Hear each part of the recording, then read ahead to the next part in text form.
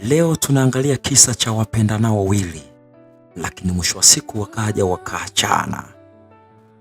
Walikuwa wanapendana sana, maisha mazuri, lakini wakaja wakaachana. Katika kijiji kimoja tunawaona wanafamilia hawa wawili wanapendana, wanaishi kama mume na mke, na wote ni vijana. Na huyu jamaa bwana anaitwa Jerry, lakini mke wake anaitwa Amelia.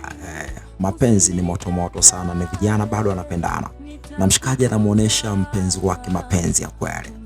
Lakini upande wa pili tena kuna familia nyingine. Kuna huyo binti na huyo mshikaji, nao pia ni wapenzi. Lakini leo wamepata likizo kazini kwao, likizo ya siku 7. Basi huyo binti akamwambia mshikaji wake, mimi nataka likizo tukaipotezee kijijini, yani tukaspend time yetu kijijini. Na kweli walipofika kijijini bwana, walipokelewa na mwenyeji wao Amelia. Lakini bwana, Amelia ni mrembo sana na anapatikana kijijini, na huyu binti aliyekuja naye ni mrembo pia, lakini yeye anatokea town. Basi Amelia akawapeleka mpaka kwenye nyumba yake ambapo anaishi yeye na huyo bwana wake. Bwana, walipofika nyumbani, Amelia akamwambia, bwana, mtanisamehe, mimi naishi maisha kijijini, nishatoka mjini muda mrefu, lakini nyumba yangu ni ndogo, mtaishi kwa hivyo na mimi hapa. Lakini binti mwenzake akamwambia, bwana, hata usiofu, sisi hapa tumefika, tupo kama vile nyumbani. Basi Amelia akaonyesha chumba chenu cha kulala ni hiki hapa, lakini Amelia akawatambulisha mume wake, huyu ndo mume wangu, muona namna ambavyo wanashikana. Bwana, kwa nini usipate wivu pale, mbona sisi tuje kushikana hivi? Lakini huyu mshikaji anamshika hivi mke wake kwa mahaba mazito kabisa. Amelia anamtambulisha mume wake. Lakini yule binti mgeni alikuwa anatafuta mtandao. Amelia akamwambia, bwana, huku kwetu ni bush, network haishiki vizuri. Na usiku kucha alipokuwa amelala bwana, joto ni kali, wanavuja jasho tu. Ni kwa vile hawajazoea tu. Lakini chumba cha pili wanasikia mibuno. Bwana, ni mibuno ya kutosha. Yaani nyie mnasema joto, Mzagamuani wenzenu wananyanduana hivyo hivyo. Joto la kwenu bwana, sisi kwetu ni mapenzi tu. Amelia anaenjoy sana na mume wake, lakini hawa pia na wao wamekuja tawarazimu wa kopi tu mazingira. Ilipokuwa asubuhi, Amelia akawa ameandaa breakfast wanapata kwa pamoja. Lakini bwana, Amelia analishwa na mume wake, anadekezwa, na haya ndo mahaba bwana. Rafiki yake na yeye kwa nini asione hivyo? Akamwambia, baba chanja na mimi kidogo bwana, wakawa wanalishana na wao pia. Lakini kitu ambacho hujazoea, mtateseka tu. Binti alilishwa mamisosi mengi zaidi, akaanza kukoa mpaka kutapika pale pale. Basi Amelia akaweza kumsaidia.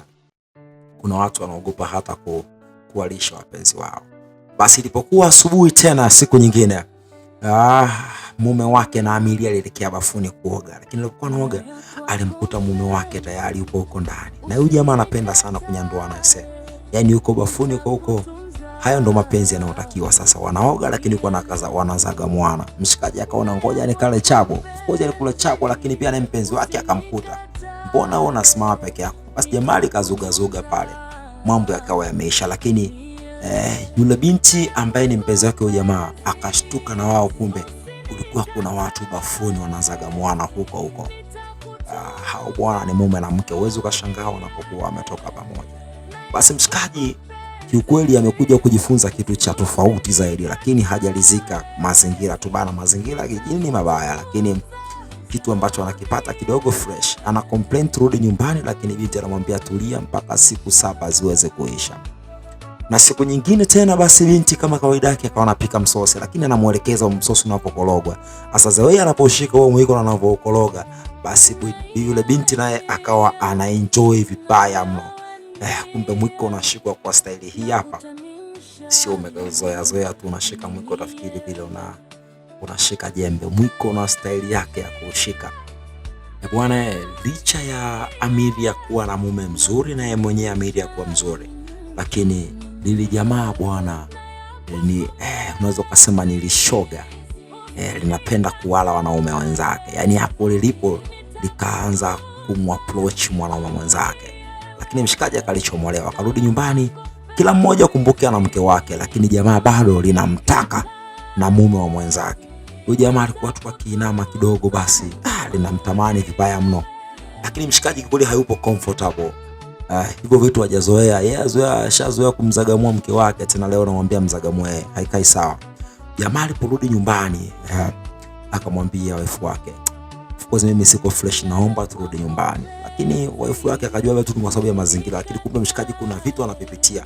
Akitaka kumkisi wife wake, anaona sura ule mshikaji tayari ashaanza kumuingia kichwani. Basi asubuhi bwana, watu wakawa wanapata breakfast.